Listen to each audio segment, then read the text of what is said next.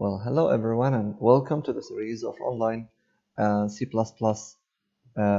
programming and problem solving series. So in this tutorial, we are actually going to discuss what we have taken in the previous class, which was about incrementing or decrementing operators. I will just go fast into that point in order to connect you with that and with what we have taken in the previous class, which is the latest class, and then we will just give you some exercises or examples to say on that.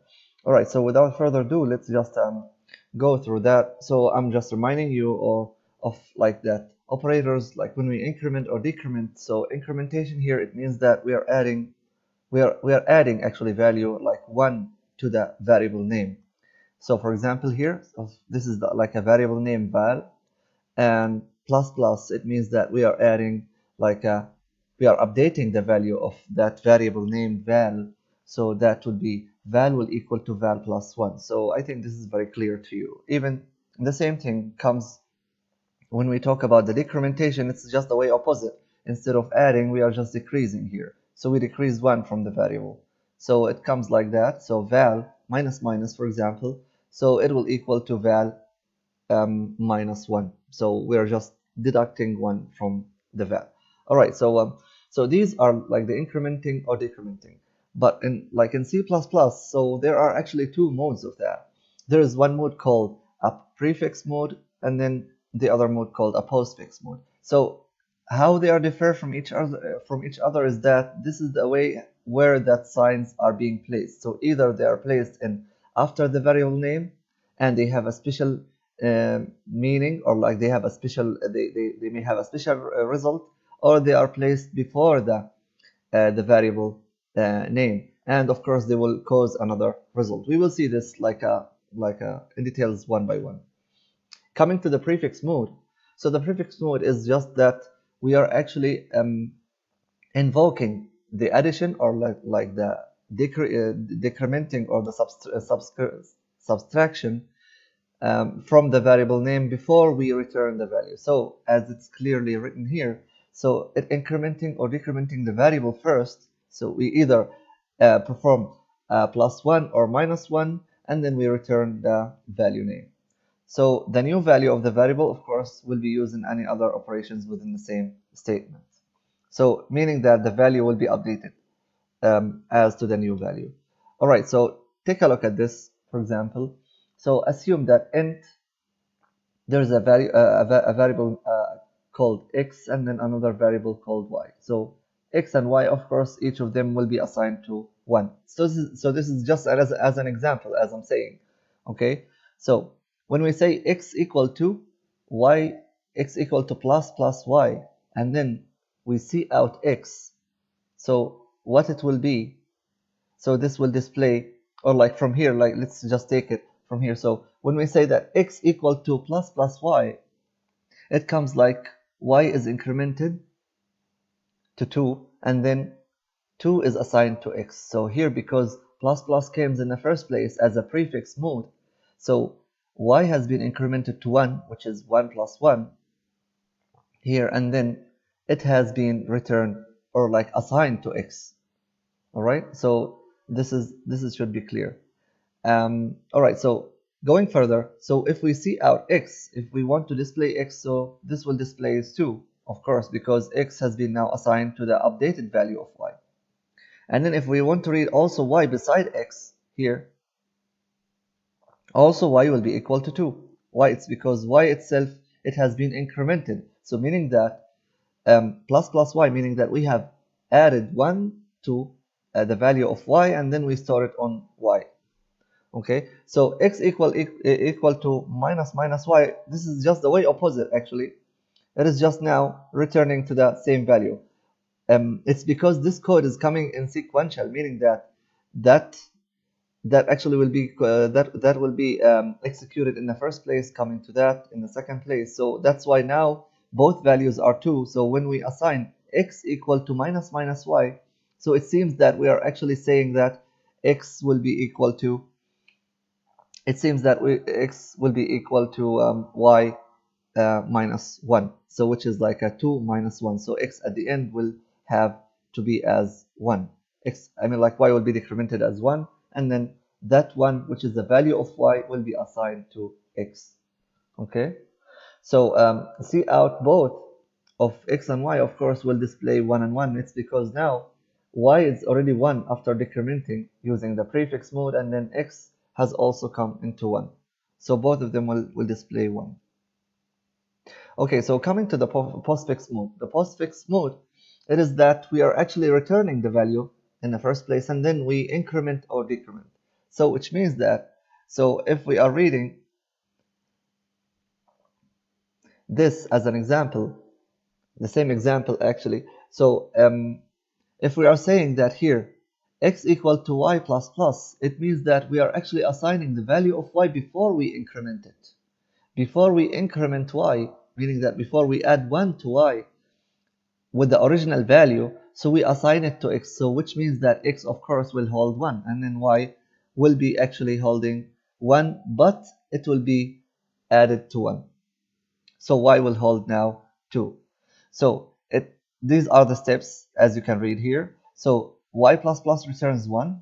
Okay, so 1 is assigned to x, and then actually y is incremented to be 2. So meaning that after, like y will be 1 and then assigned to x, so x will be 1, and then y, going with the operations here, while y will be incremented by 2. So if you see out both x and y, this is what you will see. X will be 1, x will be 1. It is because it has been assigned to the old value, and y, it has been incremented. Okay, and x, if we have x the way opposite, x minus minus, x equal to y minus minus, so this will cause that now x has been assigned, like y minus minus returns a 2 here, and then it's assigned to x, so y is decremented to 1 here. So which means that x will be equal to 2, and then y will be equal to 1. Okay, so these are like more examples, and actually we can use, this is like a point that we should notice here. So is that we either, we can use the the postfix or prefix either as a formula, to be assigned to a variable, or we can use it as actually a form within the cout statement, as you can see here. And actually most of the implementations, in C++ comes, comes that in like assigning the, incrementing the value within the cout. If you want to display that value, you don't need actually to assign it to another value like what happened here. So you instead just directly assign it to that value. Anyway, so assume that int num and value equal to 12. So which means that we define a num variable called num, and then another variable called val, but val will equal to 12. Num will not be assigned anymore yet. So if we say that val cout val plus plus here, cout val plus plus, it means that we are actually displaying the original value of val, which is the 12, and then we add it to 1. So what will be in the display is that it is the original value. Why? It's because the plus plus didn't come in the first place. So if plus plus came in the first place here before val, yes, we can actually display it as 13, but because now this one came as a postfix. Okay, so this is a postfix, which means that the addition comes after we return the value. So now the cout will display 12, and the actual value, if we read that value again, if we want to read that value of val in another cout here, so this will give us like a 13. Okay, so now the value of the variable val is 13. So cout plus plus val, so this is the point here. So the first statement displayed 12. The second statement sets val it sets val to 14 and then display it. So this will display 14. Why from 12 to 14 suddenly we are displaying, without going to 13? It's because, see, the incrementation here has come to as a postfix, while here as a prefix. So which means that because we couldn't see the display here for 13 because the val has been returned with its original value. And here, because it came in the first place, I mean, like it came as a prefix. So after displaying val here in the first statement, val is 13, while here val, which is the original value, it will be like 13. I mean, val will equal to 13 plus 1, so it will return 14. So that's why 14 has been displayed here. So if we say that num equal to minus minus val, so this will also decrement val by 1 and then assign it to num. So this means that the value of val will be 13, and then 13 also will be stored at num. Because, I mean, why? It's because that first we decrement the value and then we assign it here. But here it's the way opposite. So that now the value of the val, which is 13 now, here it's 13, it has been assigned to the number in the first place, and then it has been decremented and then decremented by 1. So which means that num now will be 13 because the val doesn't has any operations before the return. So val will be now 13, and then it will be assigned to num. Num now will equal to 13, and then the val will be set to 12. So when I ask you what is the value of number here, you should actually answer number is 13, not 12. Why? It's because that the decrement happened after we return, or like after we assign the value of that variable here. All right, so increment and decrement notes. So these are like kind of the arithmetics. I mean, like these are the kind of notes that you need to notice. It is just like for you to review. So can be used in arithmetic expressions, as you can see here. So we can say that result equal to num plus again another minus minus 2. But however, this is actually not a famous actually form of like writing a formulas.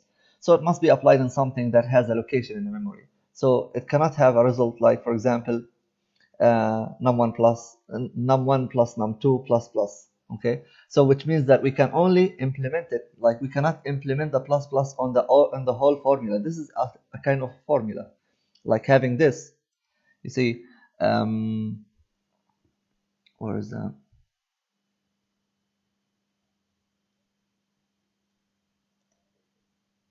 See, having this here, so this is actually a formula.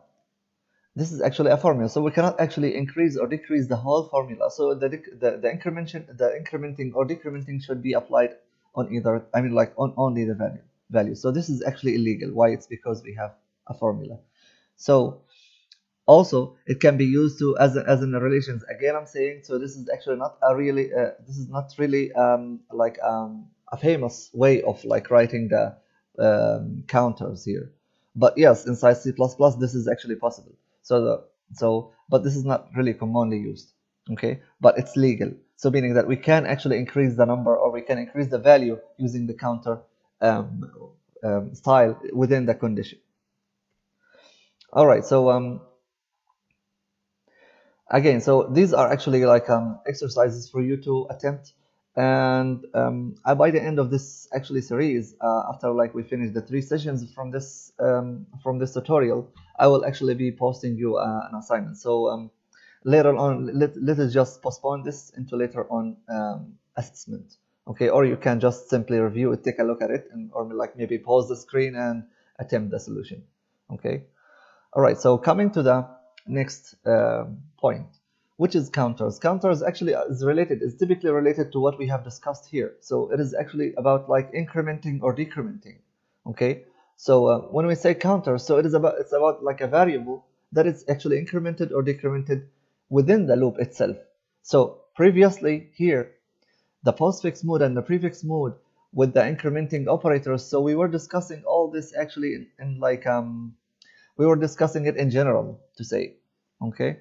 So but like when it comes here, when it comes to counters, so we meant actually to use these variables. So it's like an implementation of these variables within the loop. So it is actually used to control the loop, and it must be initialized as you are reading here. It must be initialized before it's being used. Okay, so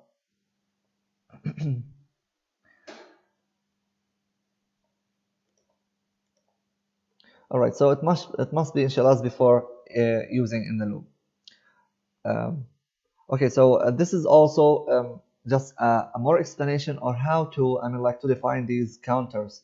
I mean, like how to make these counters control the loop. Let's just move to like a little bit of practice here, and then I will just show you how the counters are being implemented. So again, I'm just starting from scratch here. Let me define int num, for example, um, equal to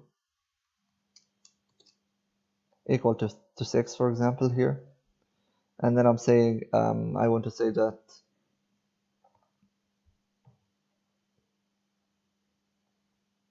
int count. Okay, so this is the counter that I will define. So while, I will just make it so simple. So while number, while count here, sorry, count, of course we need to initialize it actually, while count equal to 0. So again, as we have said, the counter, this is the counter, while count is less than num. So do me that following things. So in the following, I will just make it as simple as just say out, just a simple while statement. So see out, hello there. Okay, so let me just make it so properly displayed and line. And then here I will, this is the important part here, is that I have to have something that can be count here, count that can be increased or decreased. Okay, so here this loop is actually doing the simple thing, is that it actually prints out that term, or like these words, and like as number of times. So how many times does it print it out? It will be printed out according to this value. So that count is controlled by, I mean, like by the num. So num here is the controlling value. So since num is equal to 6, so meaning that the num here will equal to 6. So it's another way as we are saying, as long as number or count, as long as count is less than 6, then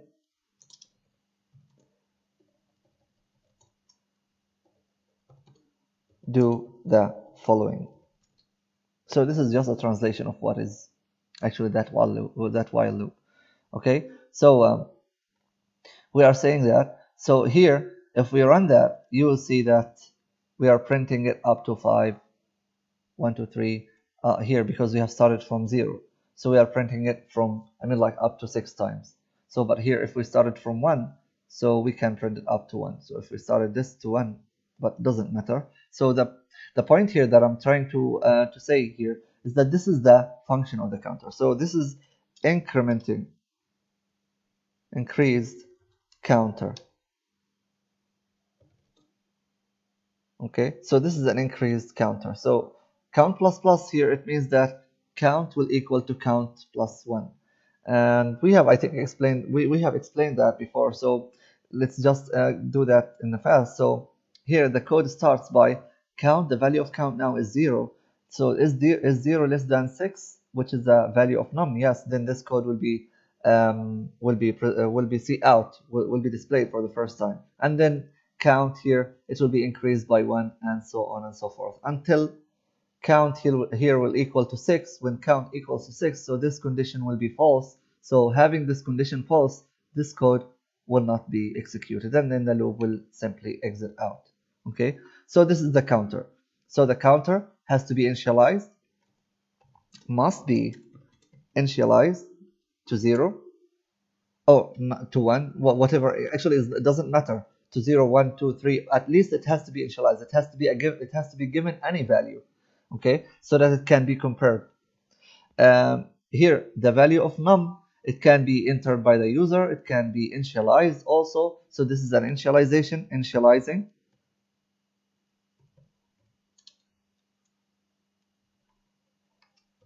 initializing num to 6. So this is another a way of that. Another way is that, or it can be entered by the user using cn, as you know. Okay.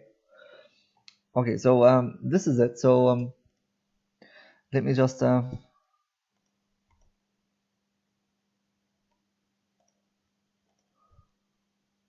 okay. So all right. So these are actually how how are we controlling the, I mean, like the value, I mean like the value of the loop.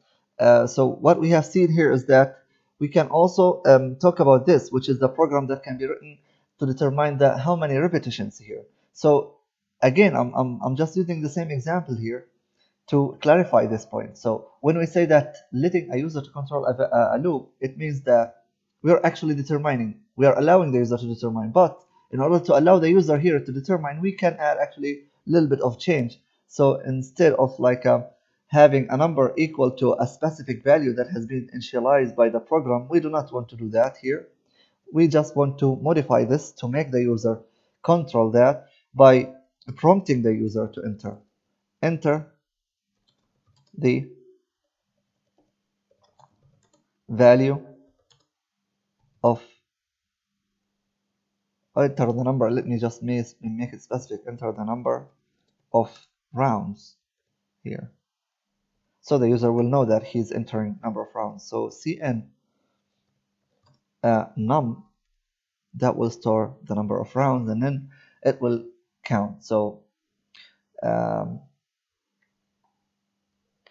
so here, so if count is actually less than number of rounds, this typically does the same thing. So the changes that we have made here, so we are actually asking the user this to let the user to control the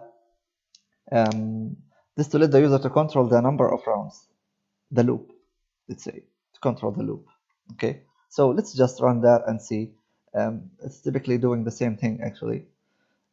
Enter number of rounds, that should be actually should be much better indented, as we can see here. So if we can make it like that, that will bring actually this cursor to be a little bit far, see, and it's much better advisable. So let me just exit that and then run it again to ensure that it's being properly, see, this is the way I'm asking. Anyway, all right, so enter number of rounds. I want to enter 4 rounds, for example. So enter here. So 1, 2, 3, 4, 5. Why 5? It's because again I'm saying we have started from 0. So if we started from 1, if the num started from 1, okay, then we can actually strict the number of rounds that to the number of rounds to the actual number that has been entered by the user. So again, I'm running here. So if I want to say number of rounds equal to 4, for example, so that should be a 3. It should be actually 0. Sorry for that mistake. It should be 0 actually. It's because we don't have any equalization here. We don't have the equal sign here. So by default, this will count up to whatever the number that the user have entered. So let me just run it again. Again, I'm saying 4. So that's it. So 1, 2, 3, 4. Okay. So 4. So it depends on the number of. So this in this way. So this is actually a simple example. A simple example that actually gives like a user the choice to control the how many loops he want to go through. So when the user controlling a loop, it means that the user has to determine this term, which is the rightmost side. Okay, the right side of the loop. It is the value that we are actually controlling by the user in order to determine how many loops it goes. This one, it doesn't actually control the loop. This one, it's just a counter.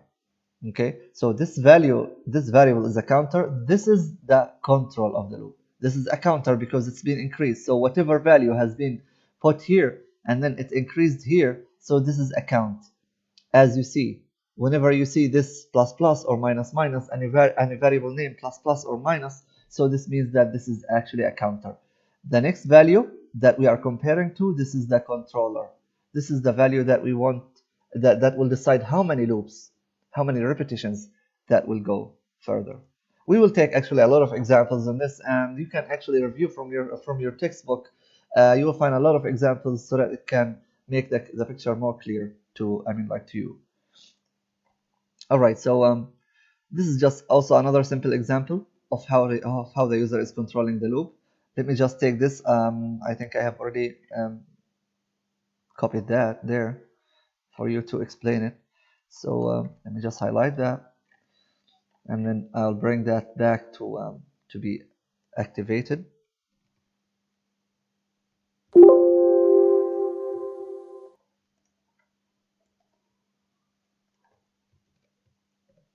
Okay.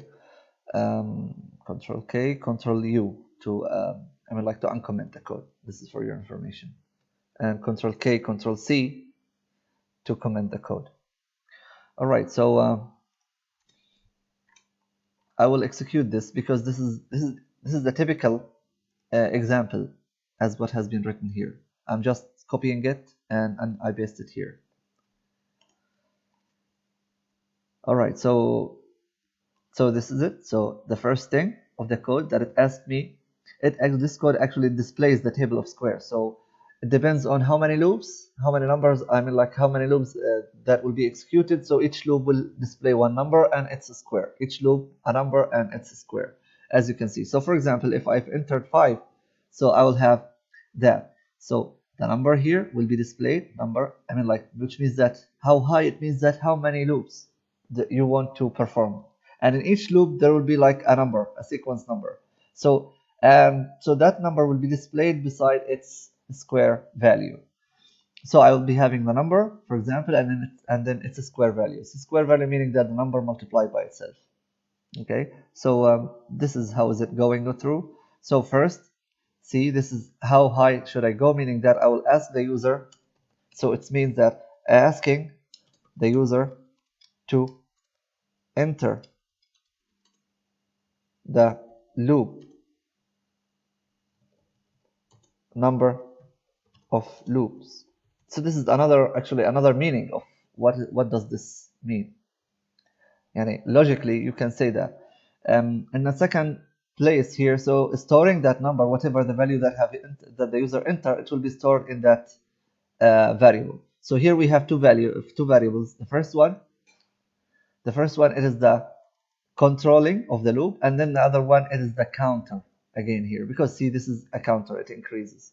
The counter here, we don't need to read it by the user because it is just a value that has been initialized here. So after the user is entering the value, so then we just display this just for the sake of displaying. As you can see here, number and square, so this is how it is displayed.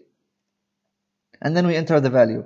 So we initialize this. So counter here again must be initialized.